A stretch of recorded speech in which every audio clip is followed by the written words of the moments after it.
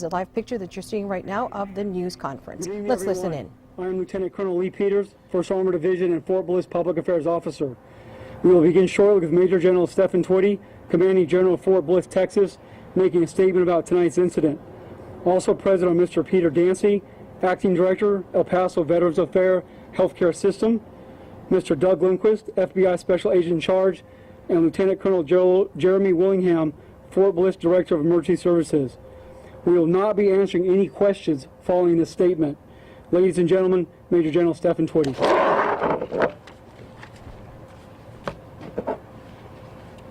Good evening. At approximately 3:10 p.m. Mountain Time, we received reports of an active shooting at the El Paso Veterans Affairs Clinic located here on Fort Bliss, Texas. The VA immediately enacted their response plan for all personnel to shelter in place. The Fort Bliss Military Police and the El Paso and federal law enforcement responded immediately. Authorities began a detailed search of the clinic.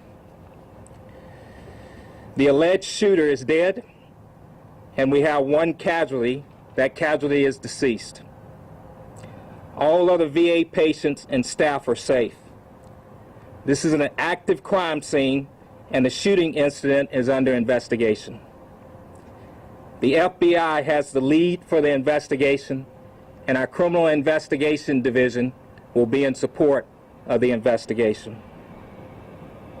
Everything is under control, and there is no immediate threat to Fort Bliss or the local community.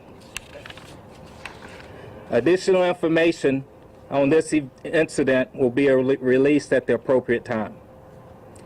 I want to thank the El Paso and federal law enforcement agencies for their quick response in securing the clinic and also assisting our military personnel with clearing the clinic. I also want to offer my prayers to the victim's family. I will now turn it over to Mr. Peter Dancy, the director of the VA clinic here at Fort Bliss, Texas, to make a statement.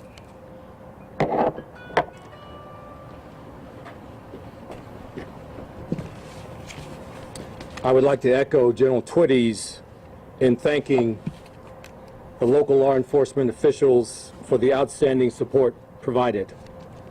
Our staff, patients, volunteers acted appropriately, and they are to be commended as well. Operationally, this clinic will be closed tomorrow. However, we will have normal operations at our Las Cruces and East Side community-based outpatient clinics. I also offer my condolences to the victims as well. Thank you. I'm Doug Lindquist with the Special Agent in Charge of the FBI El Paso office. I offer our condolences to the victims' families. I also want to express my great thanks to our law enforcement partners and our DoD partners for their assistance and the quick reaction to this tragedy.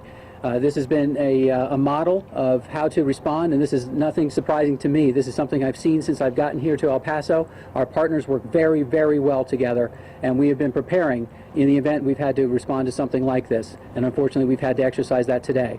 One of the things I wanted to also stress is I also wanted to make sure that everybody's aware that we have hundreds of potential witnesses, and we are processing those right now. Those people were here seeking medical assistance, so we understand the difficulties that this situation presents to them, and we're trying to expeditiously get through those hundreds of witnesses to find out details about this incident.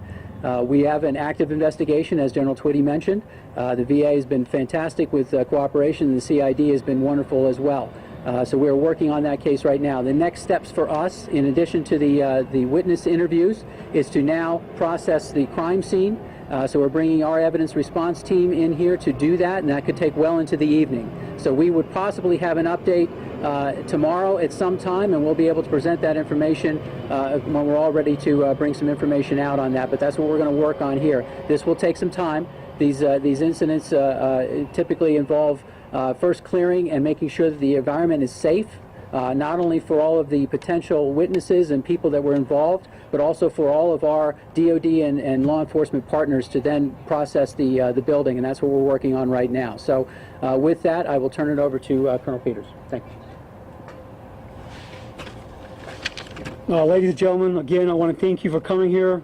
Thank you for your patience that we had to delay in the press conference. We want to make sure that we got everyone and all their information correct. At this point in time, this concludes our press conference. Thank you. Thank you.